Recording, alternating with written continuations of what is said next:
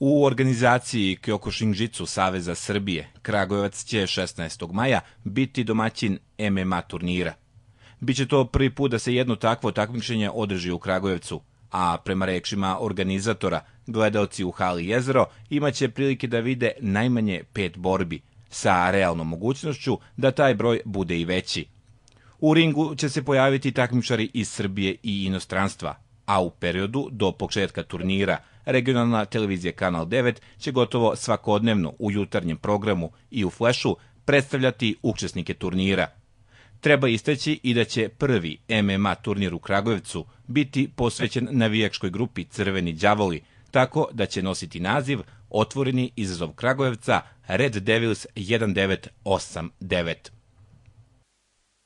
Stevan Tuović će na otvorenom izazovu Kragujevca nastupiti u kategoriji preko 93 kg. Radi se o 33-godišnjem Beograđaninu, koji se ranije bavio boksom i rvanjem, a do sada je imao samo jedan MMA meč koji je rešio u svoju korist. Na ringu u hali Jezero nameriće se na Boranina Dragoljuba Joksovića, koji do sada nije osjetio gorčinu poroza, a uz to je teži između 30 i 40 kg od Tuovića, tako da sve to obećava prilično zanimljivu borbu. Pa do sada sam svašta probao da treniram, vidio sam da mi ovo odgovara, želim da se oprobam u tom sportu i to je to.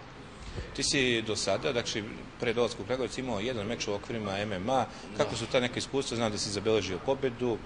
Pa dobro je, sve bilo ok, sve kako sam očekivao i to je to. U Kragujevcu neće imati nimalo lak zadatak. Dragoljub Joksović je tvoj protivnik. Kakva su neka tvoja očekivanja i kako ćeš se spremati do tog meča? Pa spremit ću se, daću maksimum od sebe koliko bude mogao da se spremim. Joksović je dobar, jak borac, dobar stand-up borac. To je to. Pružit ću od sebe koliko god bude mogao. Očekujem pobedu, naravno, i to je to. Uopšte, generalno gledano, celokupan spektakl koji se očekuje 16. maja, kako su neka tvoje očekivanja i hoće li biti nekih specijalnih navijača koji će doći u Kragujevac da pruže podršku samo tebi? Pa doći će dosta mojih prijatelja da mi pruže podršku. Za sada, što se tiče organizacije svega, sve kako treba, nadam se da će tako i ostati.